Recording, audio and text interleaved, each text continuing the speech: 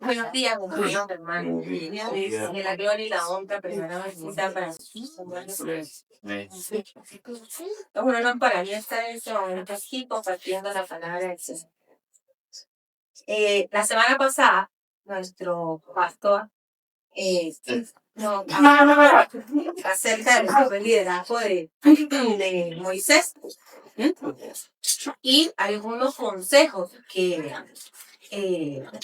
Jethro, su suegro, le dio para poder guiar al pueblo, ¿sí? Para establecer un liderazgo. Eso lo habló en Éxodo 18:20, ¿sí? Y decía, y enseña a ellos las ordenanzas, las leyes, y muestra el camino por donde deben andar y lo que deben hacer. También habló acerca de Mateo 28, la gran comisión. Sabemos que la gran comisión pues solamente no es ir a ser discípulos, sino aparte de eso, predicarles la palabra, hacer discípulos, bautizarlos y algo muy importante que dijo, enseñándoles que guarden todas las cosas que he mandado. Y yo estaré con ustedes hasta el final de los tiempos. Es por eso que esta mañana, pues, primeramente el Señor hace rema en el corazón de nosotros. Primeramente el Señor obra en nosotros. El Señor nos edifica a nosotros para poder nosotros edificar y enseñar a otros. Si en ese momento Moisés fue trillado, Moisés fue enseñado por el Señor directamente. Y los discípulos, el Señor Jesús los enseñó directamente.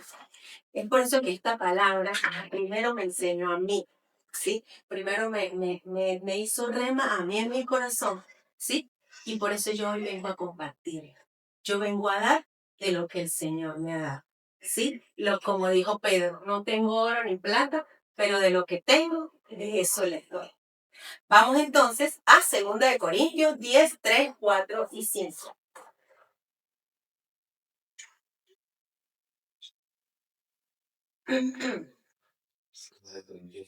3, 4 y 5. Dice, pues aunque andamos en la carne, no militamos según la carne, porque las armas de nuestra milicia no son carnales, sino poderosas en Dios para la destrucción de fortalezas, derribando todo argumento y toda altivez que se levanta en contra del crecimiento de Dios y llevando cautivo todo pensamiento a la obediencia de Cristo. Amén. Mis hermanos, existen muchas armas espirituales que el Señor nos ha dado, ¿sí? Para nuestra defensa, ¿sí? Porque dice aquí que no militamos, es decir, que somos parte de un ejército del Señor, ¿sí? Nosotros no militamos como militan en la carne, nosotros militamos en el espíritu. Y por eso el Señor nos ha dado muchas armas para nuestra defensa, como lo es la fe, el perdón, el arrepentimiento. Pero no ese arrepentimiento que yo ahorita digo una cosa y mañana hago otra. Ese arrepentimiento de corazón, ¿sí? Es por eso que yo he titulado esta enseñanza, la oración como arma poderosa en Dios para la destrucción de fortalezas. Y al hablar de fortalezas podemos hablar de dos tipos, ¿sí? La fortaleza a nivel secular, que podemos decir, no, es que ella tiene la fortaleza de seguir adelante. Ella ha desarrollado, ha sido resiliente, ha salido. Sí, pero en la parte espiritual hablamos de una fortaleza, digámoslo, en sentido negativo. ¿Sí? ¿Y cómo es eso? Bueno, la fortaleza en sentido negativo son aquellas estructuras de pensamiento, de conductas inapropiadas, de todo aquello que nos mantiene cautivos en prisiones mentales. ¿Cómo puede ser una? La depresión, la pereza, el orgullo, la soberbia, las adicciones, los deseos carnales desenfrenados, ¿sí? La amargura, la falta de perdón, todas estas cosas nos hacen mantener no solo encadenado el cuerpo, sino también nos hacen mantener encadenada la mente y el espíritu. Y a veces vemos, no hay un avance físico ni hay un avance espiritual. ¿Por qué? Porque cuando aprendemos, y esto debemos aprenderlo, eso me lo enseñó el Señor, Cuando aprendemos a discernir que nuestra vida espiritual influye directamente en nuestra vida natural, empezamos a ver las cosas desde otro ángulo, desde otro punto de vista. ¿Por qué? Porque dice la palabra en Efesios 6:10 que nuestra lucha no es contra carne ni sangre, sino contra principados, potestades y huestes de maldad en las regiones celestes. Pues sí, mis amigos, a veces no es el hermano, no es el primo, no es el sobrino, no es el vecino. Son los instrumentos del enemigo que el enemigo utiliza para hacerle daño al pueblo de Dios. Porque de verdad, nosotros somos un instrumento del Señor. Desde el momento en que aceptamos al Señor como Señor y Salvador, nosotros somos instrumentos del Señor, en las manos del Señor, para derribar cualquier fortaleza. Como lo dice, nuestras milicias no son carnales. Nosotros somos capaces de derribar cualquier fortaleza que el enemigo, a través de engaños y mentiras, quiera venir a traernos condenación sobre nuestra vida. En ese sentido, hablamos de que tenemos esta arma poderosa que es la oración, ¿sí? El Señor siempre se comunicó con su Padre a través de la oración, pero no es una oración que, como dice la palabra, vana repetición. No. Es una oración que tiene que tener el derramamiento del Espíritu delante del Señor. Es esa conexión que tenemos que tener para conseguir el favor del Señor, ¿sí? A través en el nombre del Hijo y bajo el poder del Espíritu Santo. Vean esa trilogía. Busco el favor de Dios en el nombre del Hijo y bajo el poder del Espíritu Santo. Si allí no hay esa conexión, mi hermano, usted está mal, ¿sí? Porque no hay fruto del Espíritu que pueda hospedar. No hay ese derramamiento delante del Señor. Olvídalo, nos convertimos como en las bandas de repetición que se dicen y se dicen y se dicen y no llegan. ¿Y por qué no llegan? ¿Por qué no conectamos? Vamos y Efesios 6:18 nos insta a orar en todo tiempo y con toda oración y súplica, ¿sí? Con toda oración y súplica en el Espíritu. ¿Cómo es esa oración y súplica? Hay muchos pasajes en la Biblia, pero a mí me llamó poderosamente la atención Hechos 16 al 29. Vamos a buscar, por favor. Hechos 16, 29. Esta palabra habla acerca de Pablo y Silas. Yo creo que muchos la conocen, ¿sí? Pero hay unos detalles aquí que el Señor me mostraba, ¿sí? Y dice el 16. Aconteció que mientras íbamos a la oración, nos salió al encuentro una muchacha que tenía un espíritu de adivinaciones, la cual daba gran ganancia a sus amos adivinando. Esta, siguiendo a Pablo y a nosotros, daba voces diciendo: estos hombres son siervos del Dios Altísimo, quienes os anuncian el camino de salvación. Y esto hacía por muchos días, mas desagradaba a Pablo. Y éste se volvió y dijo al Espíritu: te mando en el nombre de Jesucristo que salgas de ella. Y él salió en esa misma hora. Voy a hacer una pausa aquí porque, o un paréntesis, porque muchas veces nos encontramos con espíritus que de engaño que se disfrazan de verdad. O sea, imagínense, ya estaba diciendo ahí la verdad, porque ellos eran los hijos del Dios Altísimo, pero no era espíritu de engaño. Porque fíjese ahora vamos a leer todo lo que les pasó a ellos, ¿sí? Entonces, ojo, mis hermanos, como se dijo en un principio, nuestra lucha no es contra carne ni sangre. No es el hermano, no es el vecino, no es el tío, no es el padrino, no es el sobrino. Es lo que opera a través de ellos. Nuestra vida natural está prácticamente dominada por la vida espiritual. ¿De qué lado estamos? ¿De qué lado en realidad estamos? Estamos bailando en dos aguas. Podemos discernir los espíritus de engaño.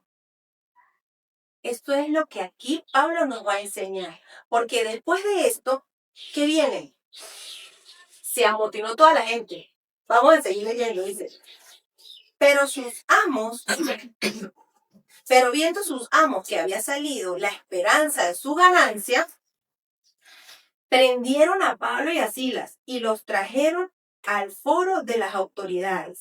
¿Ustedes creen que fueron esas personas que fueron y lo prendieron? No. Fíjense que allí habla de ese espíritu de engaño que los estaba dominando. Que los estaba, y entonces, claro, al verse ellos, ya no vamos a tener más ganancia. Que hicieron irse en contra de Pablo y Silas. Y presentándose a los magistrados dijeron: estos hombres, siendo judíos, alborotan nuestra ciudad y enseñan costumbres que no nos son lícitos recibir y hacer, pues somos romanos. Y se agolpó el pueblo en contra de ellos, y los magistrados, rasgándoles sus ropas, ordenaron azotarles con varas. Después de haberles azotado mucho, los echaron a la cárcel y mandaron al carcelero que los guardase con seguridad, el cual, recibido este mandato, los metió en el calabozo de más adentro y aseguró sus pies con el celo. Imagínense, no solamente los metieron al calabozo, los metieron al calabozo de más adentro, más allá. Yo me imagino esa oscuridad, yo me imagino esa presión, esa opresión de esas personas. Estaban azotadas, estaban desnudos porque dijeron que habían rasgado sus vestiduras. Me imagino que tendrían unos trapitos aguantando frío, hambre, sed, de todo un día de azote. Y esos hombres llegaron ahí. ¿Pero qué hicieron? ¿Sí? ¿Qué hicieron? Porque vemos toda esta parte, pero aquí viene la parte más emocional. Y aquí viene la parte que en realidad a nosotros nos tiene que reabrir, nos tiene que mover. ¿Sí? Dice: pero a la medianoche, orando Pablo y Silas, cantaban himnos a Dios, y los presos oían. Entonces sobrevino un gran terremoto, de tal manera que los cimientos de la cárcel se sacudían. Y al instante se abrieron las puertas y las cadenas se soltaron. Ellos estaban allí presos, encadenados, encarcelados, sin agua, sin luz, sin nada. ¿Cuántas veces nosotros nos hemos sentido así? ¿Cuántas veces nosotros hemos estado, como decía David, en el hoyo de la desesperación? ¿Cuántas veces hemos estado allí sin tener sosiego, sin saber qué hacer? Por diversas situaciones, situaciones familiares, situaciones personales, situaciones en el estudio, situaciones con los hijos, con los hermanos. Allí nos hemos sentido quizás como Pablo y Silas, pero, pero en ese momento ellos levantaron su voz, ¿sí? Y nosotros ahorita podemos decir: ajá, pero ¿cómo yo puedo levantar una oración en medio de esa tribulación? ¿Cómo puedo creer que Dios me escucha si estoy pasando por todo esto? ¿Cómo es posible, sí, que yo, creyente en el Señor, eso pase? Es que el Señor no nos mintió cuando nos dijo que en el mundo tendríamos tribulaciones. Él no lo dijo. Él nos dijo que en el mundo tendríamos tribulaciones, pero también nos dijo: confiad porque yo he vencido el mundo.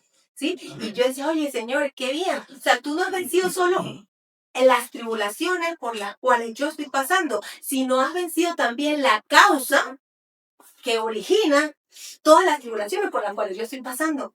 Pero hay una palabra clave, dice confiar. Confía que yo he vencido el mundo. Ese problema no es más grande que yo. Esta situación no es más grande que yo. Y por eso les digo, mi hermano, que cuando uno empieza y se adentra en la palabra empieza de aquí. Como le decía ayer, en un principio que le decía: enséñale todo lo que sabes, pero para Moisés saber todo lo que sabía, tuvo que pasar, tuvo que aprender. El Señor le enseñó a todos cómo orar, cómo hacer. Entonces yo decía: ah, Señor, ¿y cómo hacen ellos? ¿Cómo hacemos nosotros para cuando estemos pasando por una tribulación, por un momento de dolor, alzar esa voz? Pues el secreto también está aquí en la palabra. Está en Romanos 8, 26 y 27.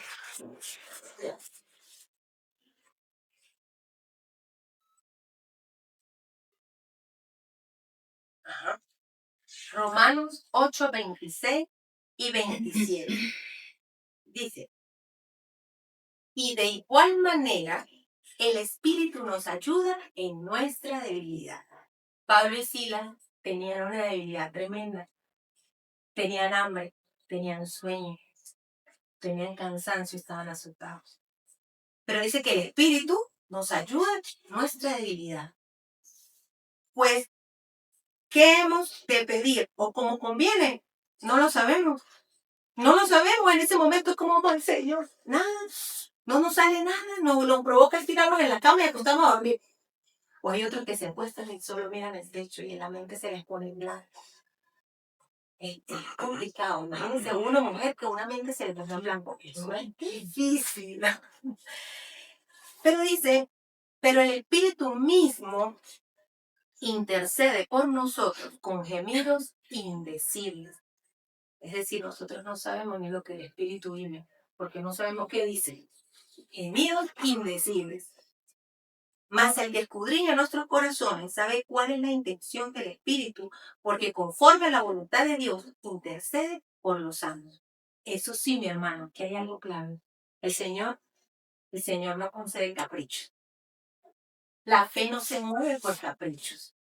No es lo que yo quiero, como yo lo quiero. Porque a veces nos vamos a ese plano en convertir la fe en un capricho. En lo que yo quiero de mundo. Y eso nos agobia porque somos, miren, de carne y hueso. Y la carne se levanta. Esa fortaleza de la que estamos hablando. Pero la oración derriba toda esa fortaleza. El derramamiento del Espíritu delante del Señor derriba toda esa fortaleza que se levantan para ponernos en esas prisiones, en esas cárceles, como Pablo y Silas estaban en ese momento. Entonces, no sabemos cómo orar en medio de nuestra debilidad. No sabemos cómo pedir, ¿sí? No sabemos cómo interviene el Señor. Pero el caso es que el que escudriña nuestros corazones, porque eso sí, mis hermanos, nadie se escapa de la balanza del Señor. Aquí todos somos pesados, todos, porque dice Eclesiastés que va a llegar el momento en que vamos a ser juzgados todos por igual, los buenos y los malos, los que creyeron y los que no creyeron. El Señor pesa nuestros corazones. Si usted piensa, o si yo pienso, que el Señor no me ve cuando yo hago las cosas, el vecino no me puede ver, mi pastora no me puede ver, mi papá no me puede ver, mi esposo no me puede ver, pero el Señor lo ve todo. Y eso es una buena noticia, ¿sabe por qué? Porque no es para sentirnos culpables, sino es para entender que podemos ir como papá y decirle, papá, yo, desnudarnos el alma delante del Señor, como David, no justificarnos. El Señor no nos juzga, pero no debemos justificarnos para tapar, para aparentar. Aparentar podemos delante de cualquiera, pero delante de Dios podríamos aparentar. Entonces no tratemos de engañar al Señor, porque siempre va a pesar nuestro corazón. Pero cuando nos encontramos en medio de esa debilidad, yo quisiera saber aquí, ¿cuántos Pablo y Silas están aquí sentados? Amén. Pero no por el hecho de sentirse encarcelados. No por el hecho de sentirse encadenados, porque si es así, entonces yo soy la primera. ¿Sí? No. ¿Cuántos Pablo y Silas estamos aquí sentados capaces de en medio de esa tribulación, de en medio de ese problema, de en medio de eso que estamos pasando, nos podemos levantar y decir, Señor, aquí estoy. Señor, haz conmigo, Señor, no sé, estoy en medio de esta tribulación, estoy en medio de este problema, estoy encarcelada, estoy en el hueco más profundo, pero yo sé que usted va a mover estos cimientos en este momento. Usted va a libertar, usted va a quitar las cadenas, romper las ataduras. Esos cerrojos de hierro y esas puertas de bronce que dice el Salmo 107 se rompen. Y se rompen porque el Señor nos trajo a libertad, no a cautividad. Y el que nos libertó ya nos dio la libertad. Eso es como cuando hay una sentencia definitivamente firme que le dice, hasta aquí, ya no hay más, hay cosas jugadas y ya no hay más para dónde agarrar. El Señor nos trajo liberación, como dice Juan 8:36, el que los liberó de la cautividad fue el Dios mismo, el Hijo del Dios mismo el que nos liberó. Entonces, mi hermano, en este día, en este momento, como digo, la palabra viene de aquí para allá. En este momento, mi hermano, no se sienta como Pablo y Silas encarcelado. Siéntase en la libertad de decirle, Señor, aquí estoy en medio de mi debilidad. Estoy en medio de toda esta situación por la cual estoy pasando. Estoy en medio de que, Señor, y mire mi hermano, lo digo de verdad, por testimonio, el Señor va a derramar su gloria sobre cada una de las vidas de nosotros. Vamos a ver milagros que nunca creíamos que era imposible. Porque lo que es imposible para el hombre es posible para Dios. Yo esta mañana yo le invito, mi hermano, a que le eleven una oración, que se lleve como incienso al cielo y sea capaz de derramar la gloria del Dios verdadero en su vida.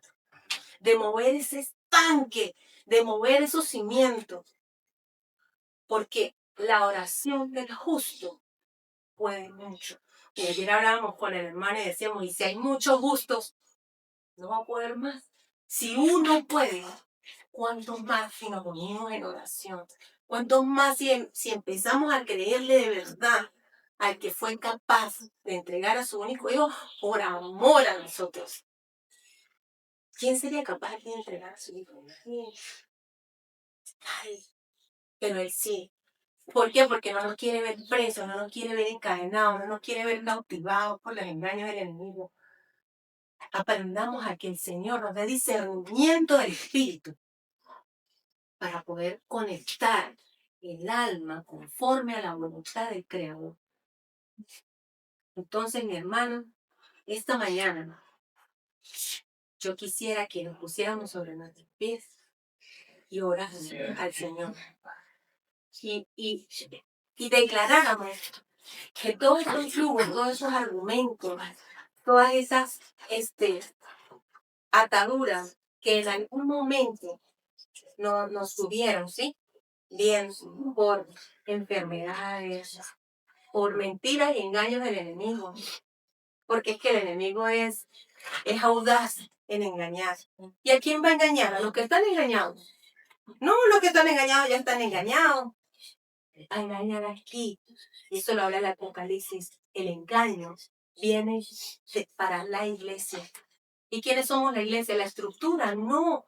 Nosotros somos la iglesia. Nosotros somos el templo del Espíritu Santo y es al que tenemos que guardar. Es al que tenemos que proteger. Son esas armas poderosas que el Señor nos ha entregado para guardarnos, para defendernos.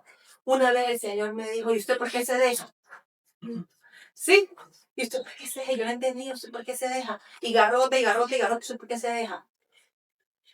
Porque y ahí entendí que nuestras armas no son contra carne ni sangre. Y nuestra mejor batalla se libra de rodillas.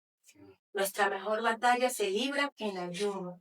Nuestra mejor batalla se libra en adoración, en derramamiento del alma, en derramamiento del espíritu.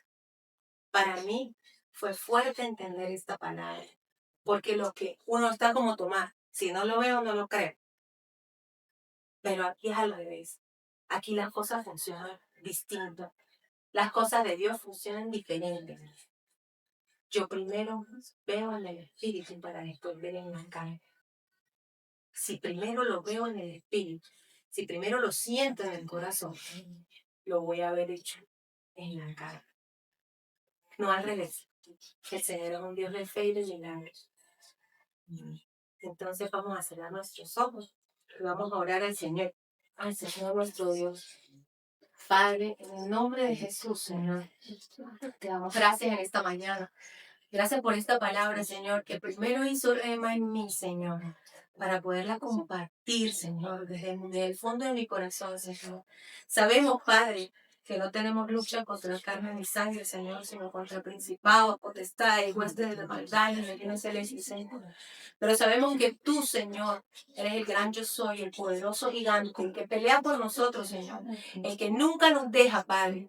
Pero en esta mañana, Señor, queremos venir a ti con un corazón arrepentido, Señor, con un corazón desnudo delante de ti, reconociendo, Señor, todo lo que hemos hecho, lo que no hemos hecho y lo que ha estado en nuestros pensamientos por hacer, que quizás no te agradan, Señor. En esta mañana, como David, Señor, queremos abrir nuestro corazón, Señor, desnudar nuestra alma e intentar, Señor, que como dice Romanos, nuestro espíritu conecte con tu voluntad, Señor. Que sea el discernimiento de espíritu en nosotros, Señor, para saber hacer las cosas conforme a ti, Señor. Que todos los yugos, ataduras y cadenas, Señor, sean echados por tierra, Señor, porque tú nos has traído a la libertad, Señor. Tu gloria se ha derramado sobre nosotros, Señor. Tu vida es nuestra vida, Señor, porque dentro de nosotros corren ríos de agua viva, Señor. Ya no estamos encarcelados, Señor. Y aun cuando el enemigo nos quiera ver encarcelados, nos quiera ver en ese fondo, Señor, allí levantaremos la voz, Señor, y te diremos, te amamos, Señor, te bendecimos, te glorificamos, porque la gloria de Dios va a ser capaz de mover los cimientos, va a ser capaz de romper las cadenas, va a ser capaz de abrir los cerrojos de hierro y las cadenas de bronce, Señor. Tu gloria se ha derramado en nosotros, Señor. Y hoy nos levantamos como Pablo y Silas, Señor. No los encadenados, sino los que son capaces de levantar una oración en medio de la prueba para el Señor. Los que son capaces de levantar una oración y decir, Señor, aquí estamos. No importa lo que suceda, porque confiamos en ti. Confiamos en que tú nos darás la victoria, Señor, conforme a tu voluntad, Padre. Estamos aquí delante de ti, Señor, para renunciar a todo aquello, Señor, que nos ha mantenido atados, que nos ha mantenido bajo la incredulidad, que nos ha hecho actuar de una manera y de otra, Señor, que de repente, Señor, no te agrada. Hoy estamos aquí, Señor, en un corazón dispuesto y el alma derramada, Señor, para pedirte perdón, Padre. Perdónanos, Señor. Perdónanos, Señor, y danos nuevamente la oportunidad de poder volver a comenzar, pero esta vez vestidos con toda la armadura del Señor. Vestidos, Señor, con el apresto del Evangelio de la paz, Señor. Que la paz del Señor reine en nosotros, Señor. Que la paz del Espíritu Santo se mueva entre todos nosotros, Señor. Y que el Espíritu Santo derrame de su amor para cada uno de nosotros. Señor, en esta mañana nos derramamos delante de ti, Señor. Como esa mujer que derramó el perfume a tus pies, Señor. Ese perfume caro lo derramó a tus pies, Señor. Dios bendito, y con sus cabellos secó sus pies, Señor. Hoy estamos aquí derramando nuestra alma delante de ti, Señor. Derramándonos y dándote gracias, Señor. Liberándonos de todo aquello donde el enemigo nos ha querido tener encadenados, Señor. Porque tú eres nuestro libertador. Nos has dado libertad, Señor. Y la libertad que tú nos has dado, Padre, ¿quién osa en volver a encadenarnos? ¿Quién es el que se levanta a culparnos? ¿Quién es el que se levanta a señalarnos? Ni nosotros mismos tenemos la autoridad para eso. Te damos gracias, Padre, en esta mañana. Te bendecimos, Padre, te glorificamos. Te damos muchas gracias por tu amor, por tu misericordia, porque estás aquí y siempre estarás. Siempre llegas a tiempo, Señor, porque estás siempre con nosotros. Señor, te damos gracias, Padre, en esta mañana. En esta misma, digamos,